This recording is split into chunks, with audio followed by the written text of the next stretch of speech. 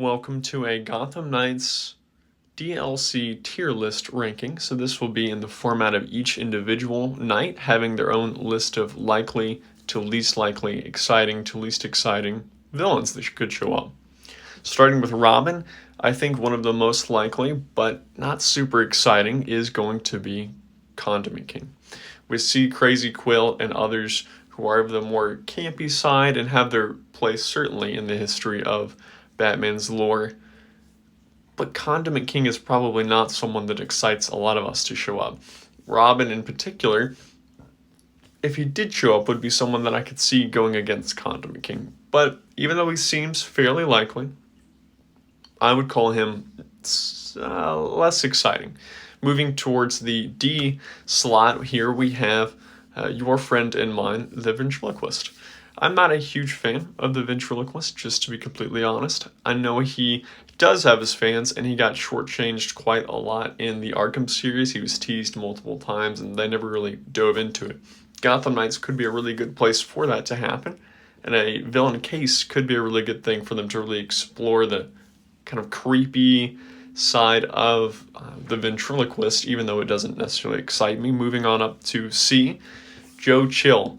This one is exciting because it's the idea of Robin finishing what would have been Batman's first case. The whole game is wrapped up in what is Batman's last case, maybe rounding that corner and tying that bow, and having Robin to be the one to actually solve the mystery of Joe Chill, whether you figure out that he's been murdered, or he's gone into hiding, or you bring him in.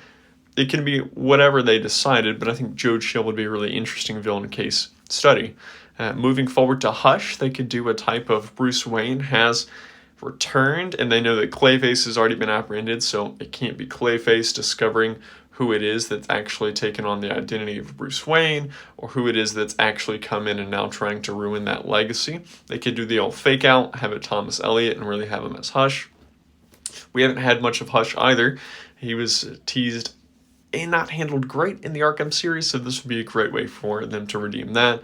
Moving on to Bane, really this one will be short and simple. He was done well for a good portion of the Arkham series, but this would be a good way for Robin to establish himself as a legitimate hero, as that's a struggle of his throughout the actual game. And then finally, S tier would be Spoiler and Clue Master. Spoiler and Robin are tied very closely together in the comics. I don't think they would explore a romantic angle with them at this point in Gotham Knights, but it would still be a great way to bring Spoiler into the fold and honor her roots, being a villain under her father, Clue Master. Perhaps Clue Master could even set up some of those classic Riddler-esque things. Moving on to Red Hood. Okay, in the F tier, I think is fairly obvious for all of us, Talia. If they were going to bring her back, I don't think they would do her versus all of the Knights again. I could see them doing her versus Red Hood, though. He has the most ties to the League of Assassins, the League of Shadows, however you want to pronounce it, or call it, rather. And you could see that he has some history there where even he says that he wants to make Talia pay at the end of the game. Okay, so you could see them wrapping it up with Red Hood there. Moving on to Killer Croc. I really put him here because Croc is done in a lot of medium, but he's not done as someone who gets taken seriously in big, long-lasting ways. It's usually a quick one and done where it's a joke, or a quick one and done where, oh, that was scary for a couple of minutes. So Croc could have an interesting villain file against Red Hood, and they're actually pitted against each other quite a lot in the comics. Azrael is another one that could be a really good person for Red Hood to go against because of their violent natures. Both of them are extremists, or have been rather at this point for Red Hood, and both of them have a violent past. And so Red Hood could now be faced with the skeleton in his closet of what he could have become long term, or even was to some degree. Moving towards Black Mask, a different color.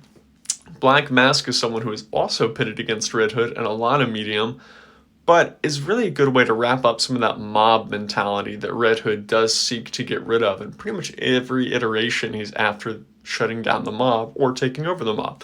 Black Mask is a big figure of the mob in a way of Oswald, so maybe we could even have him take on Penguin in some way. Moving towards Bizarro and the RA tier.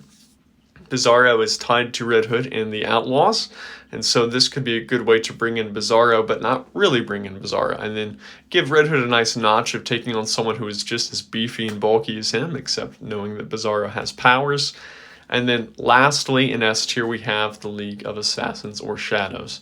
I put them in because really you could have them go against Shiva, you could have them go against really even Mara Al Ghul, or you could have them go against it's Desan, or you could have him go against Orphan. That feels like a natural way to bring her in.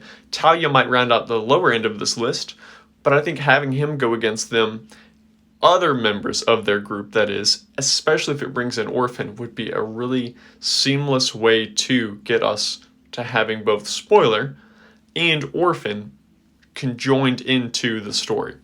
Moving towards Batgirl here, and this list is a little bit of a fun one, honestly, because Batgirl has a lot of potential. But moving down into our lowest tier really is Punchline, and the only reason that Punchline is down here is because I think she needs more fleshing out. She doesn't need just a one and done, and she doesn't need to be just someone who comes in and is separated from the Joker. She needs to have her true origins, especially as her first iteration coming into something like this.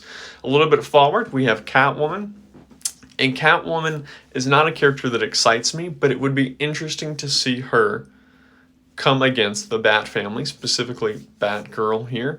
And moving up towards that, we have Killer Moth, which is actually Batgirl's first villain that she took down. So there would be really cool synergy to see Batgirl go full circle and then come against Killer Moth, who I think they could treat as a legitimate threat. We saw that in the Teen Titans animated series, and that went over pretty well. Poison Ivy moving towards the B tier. Poison Ivy is someone that I think we all hoped to see in the game, and you could even pair her up with Harley. Perhaps she comes in because she's upset about what has happened to Harley, and now she's come in, and you could tie in the Birds of Prey potentially, have some of them show up and help out as well. Riddler up top, because we have the fact that Barbara is so intelligent, which I love that they highlight it, and she would be a good foil or even really a good adversary for the Riddler, who I think, if you're having Clue Master do the puzzles and have the clues rather, then you have Riddler do death traps. Almost like escape room-esque death traps, I think would be very cool to have Batgirl have her try and figure that out. And then at the top of the list is James Gordon Jr. It's probably one of the only times he'll ever be at the top of the list. But the fact is, it would be a great way to round out her story concerning her family, with her father being passed on. And in addition to that, the fact that James Gordon Jr., you could even tie in with maybe Harvey Bullock, Renee Montoya, and in more of the GCPD element. So you would have a nice bow kind of coming towards that GCPD arc side of it for Batgirl that we see throughout the game, but also tying up that loose ends of what is happening with her family, with her father, and now her brother being there, and all of their legacies and how they're intertwined and work together. And anyways, Batgirl would be one that I'd be really excited to see a lot of, or any of these, come into the actual case file. Moving towards Nightwing, and Nightwing is one that I think writes itself most easily for villain case files. And that's mostly just because Nightwing has a lot of lore, and he actually has a lot of villains that show up throughout the different series and throughout the actual different timeline. At the bottom of our list, we're going to see here that we have Blockbuster. And there's nothing necessarily wrong with Blockbuster. It's just that he's not a villain that necessarily inspires a lot of, I guess, creativity, a lot of general narrative, but he's a fairly famous Nightwing villain, so I could see them adding him. Above Blockbuster, we have Raptor. Raptor is not someone who excites me. I thought he was a pretty shallow and failed attempt at as an adversary for Nightwing, but nonetheless, they were committed to Raptor for quite some time in the comics, so you could see him translating over, and they could tell some good stories, especially in the disappearance of Batman. Tony Zuko, so I don't think you would have the Joe Chill and Tony Zuko case file in the game, but Tony Zuko, should they not do the Joe Chill, would be someone that would be really cool because you could see Nightwing close that chapter of his life finally. And again, you could do something where Zuko is being protected, or he's actually being hidden by different, whether it's members of the mob or maybe Oswald himself. Moving up is the Defacer, and we actually see a Easter egg for her in the emails from Shan Singh of Nightwing. And Defacer is interesting because she's not really a well-known character, but is someone who's romantically involved with Nightwing. And I think one of the biggest missed things from the interactions of the Gotham Knights was Nightwing and Barbara's relationship not really being explored. And so Defacer could give another opportunity for the romantic element to enter into the fold.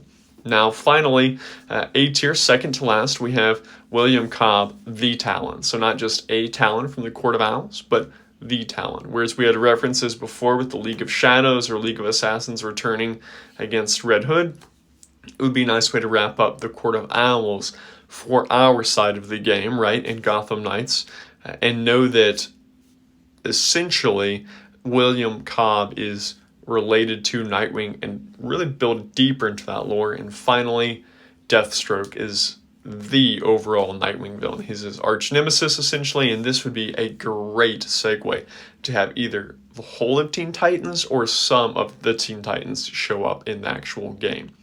This next section I actually wanted to throw in as a bonus. It is essentially what I would do for all of them as a case file.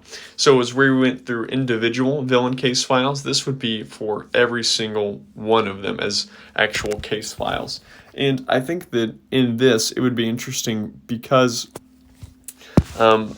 you would have different avenues you could really explore. Starting in the last one, you have Penguin. It'd be just kind of disappointing. We got a lot of Penguin content.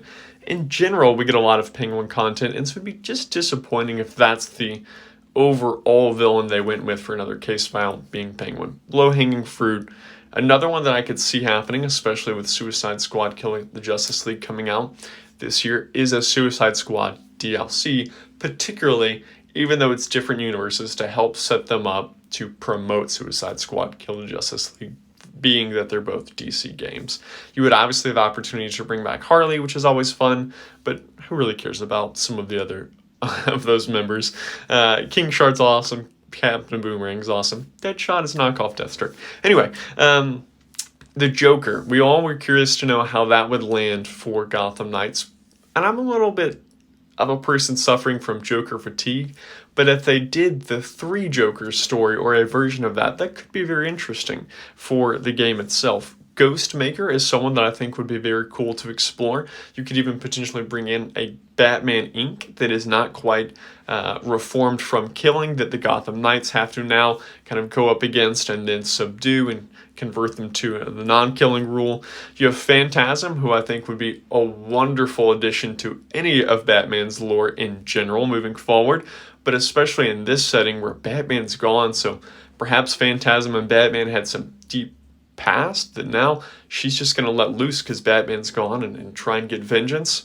And then you have Scarecrow, and the reason I put him at top is because it would be incredible to see some of those fear sequences and horror elements really explored. We got glimpses of those in the Court of Owls maze, but I think looking at each individual fear of the Gotham Knights and then a combined fear could be really great storytelling. And I think it would be something that would help the overall narrative of the game kind of cement itself as a, hey, we've actually come together and we are actually going to unite as a family opposed to our fears, and Scarecrow would be a great catalyst for bringing those fears into fruition. There's a lot that could be done, but I appreciate you guys really just sticking through this and looking at these different villain case files. I'd love to hear what y'all have come up with in the comments below, and I look forward to bringing more lists and more tiers and more news. See you soon.